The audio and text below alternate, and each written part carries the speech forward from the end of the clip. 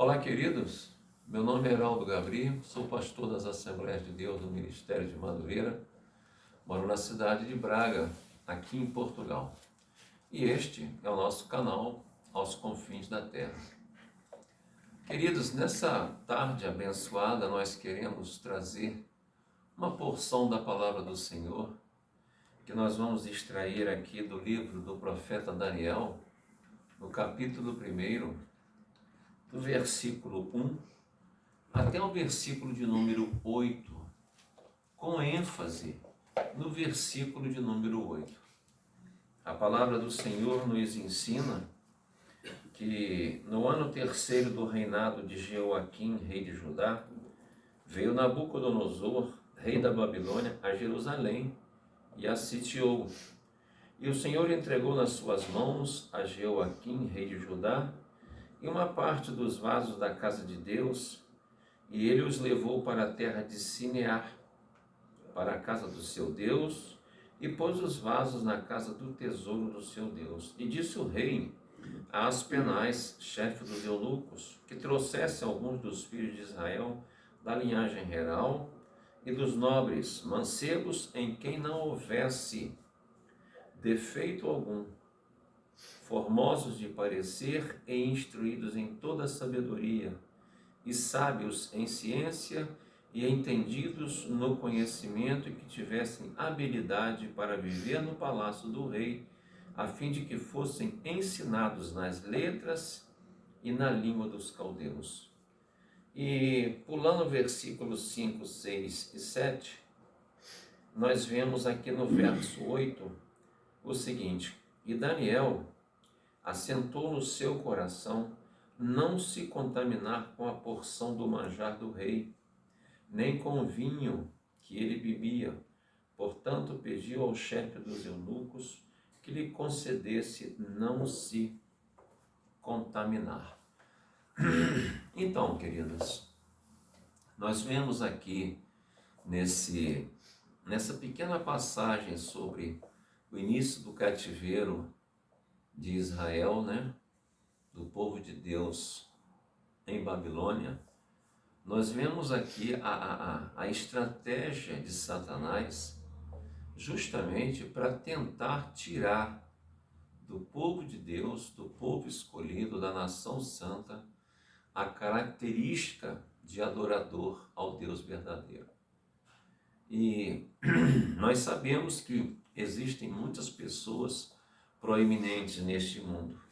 Existem muitas pessoas que têm um QI bem avançado, que são pessoas que têm um intelecto preparado, e nós não podemos, com isso, negar que Nabucodonosor era uma dessas pessoas.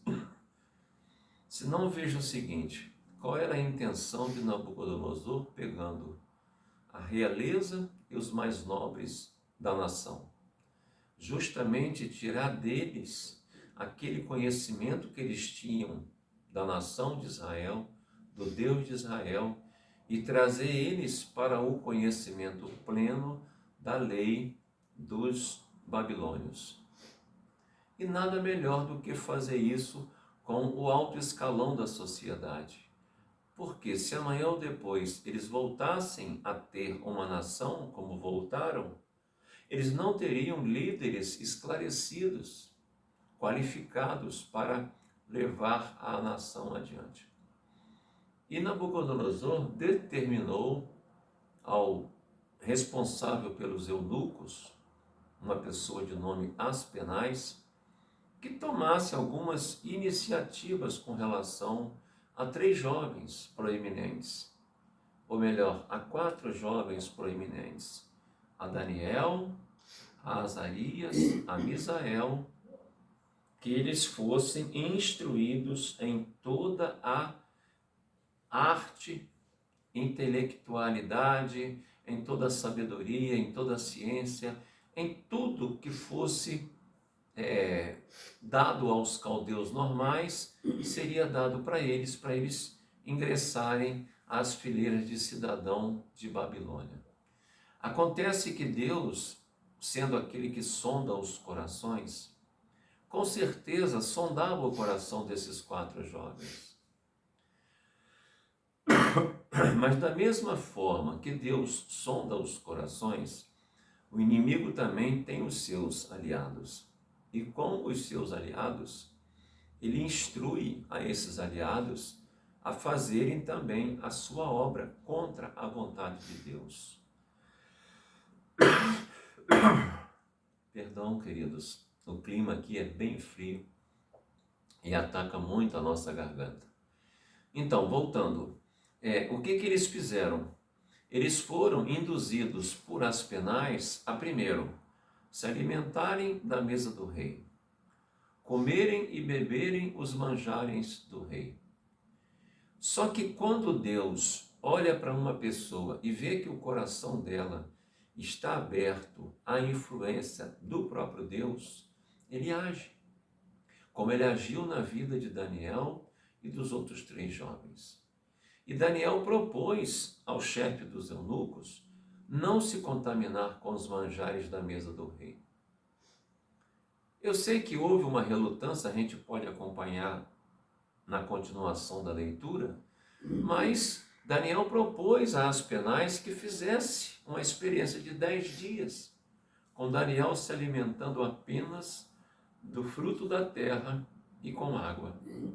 E depois de 10 dias, Deus abençoou tanto essa proposta de Daniel, que eles ficaram com um semblante melhor, chegaram a engordar mais do que os outros mancebos que comiam das mesas, das coisas que saíam da mesa do rei.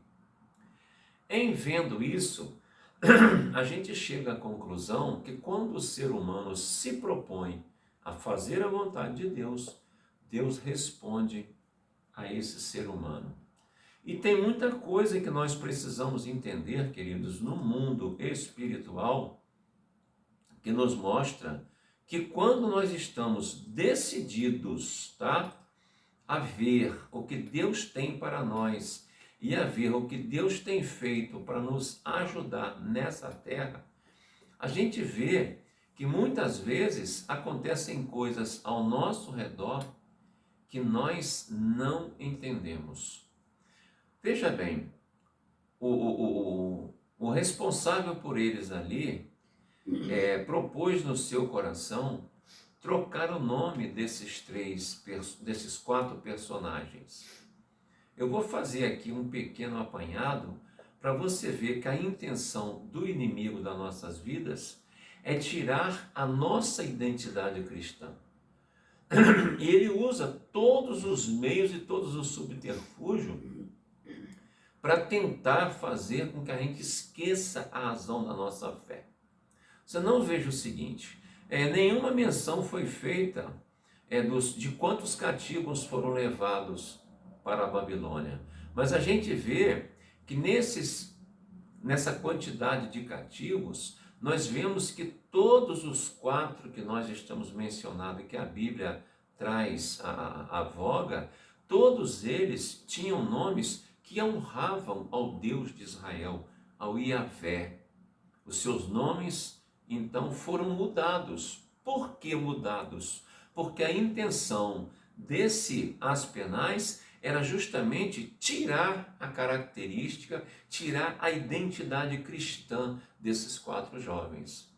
Olha que interessante. Daniel, por exemplo, cujo nome significa Deus julgou, o Aspenais colocou o nome nele babilônico de Beltesazar, que significa literalmente Senhora, proteja o rei. Olha só. 8 das 10 vezes que Beltesazar ocorre esse nome no Antigo Testamento, estão na seção aramaica do livro de Daniel. E as outras 2 ocorrências estão em Daniel 1,7 e Daniel 10,1. Agora veja o outro jovem, Ananias, que literalmente significa Iavé tem sido gracioso. O que Aspenais fez? Trocou o nome de Ananias para Sadraque, que provavelmente, segundo os estudiosos, significa Saduraque, que quer dizer tenho medo de um Deus. Olha só. Azarias, por exemplo, significa literalmente Yahvé ajudou. Ele foi nomeado por Aspenaz por Abidnego, que significa servo de Nebo, ou seja, uma variação do nome hebraico do deus Nebo. Então nós vemos que a intenção dele era descaracterizar os 4 jovens. E Misael, que significa literalmente quem é o que é Deus, perdão, quem é que Deus é. Olha só, quem é o que Deus é, ou seja, quem é como Deus, quem é o que Deus é. E olha o nome que Misael recebeu de Aspenaz, recebeu o nome de Mesaque, que possivelmente vem do verbo acadiano mesaco, que significa sou desprezável, sou desprezível, sou humilhado diante de meu Deus. Vejam bem, porque muitas vezes nós não entendemos o circo espiritual do mal que se forma em nosso redor. Veja o que tem acontecido no mundo. Nós recebemos agora há pouco a notícia de que a Alemanha acaba de legalizar a maconha. Quantos países estão legalizando coisas que a Bíblia vê como sendo nocivas, não só à saúde material, mas também à saúde espiritual? Ou seja, o diabo está fazendo de tudo para descaracterizar o homem e a mulher de Deus. Por quê? O diabo sabe que quando o homem e uma mulher se dobram, se prostam diante do Deus vivo, do Deus único e verdadeiro, esse homem e essa mulher, é construído neles um caráter religioso, uma formação espiritual que é capaz de fazer com que o mundo mude a sua direção. Mas em contrapartida, o próprio inimigo tem trabalhado para descaracterizar a posição do homem e da mulher de Deus diante da sociedade. Eu quero com isso, depois de falar dessas mudanças, mostrar algumas coisas que aconteceram na vida de Daniel, que poderiam ter tido um desfecho diferente, não fosse a determinação de Daniel e dos 4 jovens de não cederem a Satanás na Babilônia. Em Daniel nós lemos que Nabucodonosor, depois de levar os 4, ofereceram a eles coisas maravilhosas na mesa do rei. Você imagine um dignatário como o rei Nabucodonosor, você imagine o que se tinha na mesa dele para se comer. Quanta coisa agradável aos olhos, quanta coisa boa, das melhores especiarias, as melhores comidas, as melhores carnes. Porém, tudo isso era oferecido ao deus Nebo. Tudo isso era oferecido a Satanás. E Daniel e esses 4 não quiseram se contaminar. Pode parecer até um pouco estranho, né? Pode alguém dizer assim, eles quiseram ser muito legalistas. Mas presta bem atenção. Quanto mais nós buscarmos a legalidade da palavra, mais nós temos crédito com Deus da palavra. Olha só, esse compromisso que eles assumiram com esse Aspenaz foi um compromisso arriscado, foi, mas eles estavam amparados pelo Deus da palavra. Embora tivessem os seus nomes trocados, embora tivessem usando roupas talvez daquela nação, a característica deles, a adoração a Deus dada por eles, não foi mudada no seu interior. O que eu quero dizer com isso? Quantas vezes nós saímos de um lugar e vamos para outro? Nós, por exemplo, saímos do Brasil, viemos para Portugal, mas a nossa adoração a Deus, ela não pode ser mudada. Ela precisa continuar sendo uma adoração genuína. Somos com defeitos, somos, Somos impuros? Somos, mas somos pessoas tentando consertar a vida para alcançar o céu de glória. Agora, analise comigo o fato de que se Daniel não tivesse passado por esse teste, se mais os outros 3 não tivessem junto com Daniel nesse teste, se eles tivessem se contaminado, será que Daniel conseguiria entrar naquela caverna com os leões famintos? E será que ele teria condição de sair ileso daquela caverna, a ponto dos leões estarem com fome, mas não tocarem nele? Pelo contrário, os leões estiveram com ele na caverna, mas ele saiu ileso da caverna. Será que se Daniel tivesse se deixado contaminar, será que ele teria conseguido vencer na caverna? E o que dizer dos outros 3 jovens? Sadraque, Mesaque e Abidnego, segundo os babilônios, né? Azarias, Misael e Ananias. Será que eles teriam entrado na fornalha de fogo ardente ao ser jogado lá? Será que eles sairiam ilesos daquela fornalha se eles tivessem se deixado contaminar pelas coisas de Babilônia? Agora eu quero que você pare e pense na sua vida hoje. Eu não sei quem é que está nos assistindo neste momento, eu não sei em que local, em que nação, eu não sei. Mas sei de uma coisa: você tem a oportunidade de ficar na presença de Deus. Você tem a oportunidade de abraçar o Deus da palavra e pedir a Ele que Ele te livre e que Ele te poupe das coisas desse mundo. Ah, pastor, você está querendo dizer que se eu vier para Deus, se eu aceitar a Jesus, se eu receber a Jesus como meu suficiente Senhor e Salvador, eu não vou passar por problemas? Não estou dizendo isso. Estou dizendo que você vai passar por problemas, mas os problemas vão passar por você e você vai continuar ileso. Por quê? Porque você firma os seus pensamentos, as suas decisões na palavra de Deus. Aqueles 4 homens, eles poderiam tirar proveito da situação. Primeiro, eram 4 pessoas que tinham uma linhagem acima das outras, né? Eram criados em palácios, tinham oportunidade de estar ali com Nabucodonosor e se tornarem pessoas ilustríssimas no governo babilônio. Mas não, preferiram viver as suas vidas pautados na palavra de Deus. Por quê? Porque foram ensinados assim. Você, papai, você, mamãe, ensine o seu menino, a sua criança, o seu filho, no caminho que deve andar.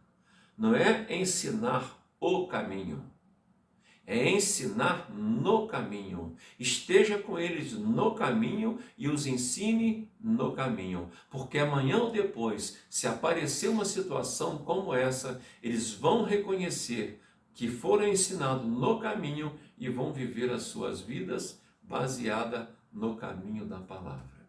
Queridos, nós estamos vivendo momentos difíceis na face da terra. O mundo está caminhando a passos largos para um desfecho que nós não estamos nem acreditando que vai acontecer, mas creia, vai acontecer. O mundo está passando por problemas difíceis, mas Deus nos deu o penhor do seu Espírito. O Espírito Santo está na terra, trabalhando para convencer a cada um de nós do pecado, da justiça e do juízo. Eu creio nessa palavra. E você, pode crer?